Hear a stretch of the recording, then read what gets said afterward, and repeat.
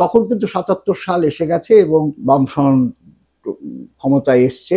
তখন ঝাড়খণ্ডে একটা পৃথক রাজ্যের দাবি উঠেছিল যে আদিবাসীদের রাজ্য। এই বিজেপির ঝাড়খণ্ড, সেই ঝাড়খণ্ড কিন্তু এই ঝাড়খণ্ড নয়।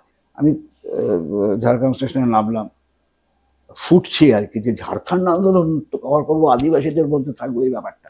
এক বস্ত্রে বেরিয়ে গিয়ে 15 দিন আমি পুরো ঝাড়খণ্ডে ওদের যে প্রপোজড স্টেট অফ ঝাড়খণ্ড, এটার পুরোটা ঘুরলাম এবং প্রপোজড ঝাড়খণ্ডের ম্যাপ আমি জোগাড় করলাম। আজকে সেই ম্যাপটাই, মানে প্রপোজড ঝাড়খণ্ডের যে ম্যাপ, সেই ম্যাপটাই কিন্তু আজকের রেড করিডোর। শিবু সোরেন, তারপরে যামিনী মাহাতো, এরা সব নেতা। এই শিবু সোরেনই তো পরে মুখ্যমন্ত্রী হলো।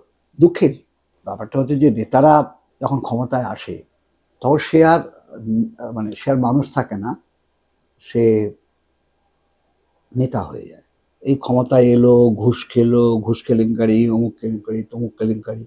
কিন্তু শুরুটা তো করেছিল ওখান থেকে। আমি তো সেই শিবু সোরেনকে চিনি।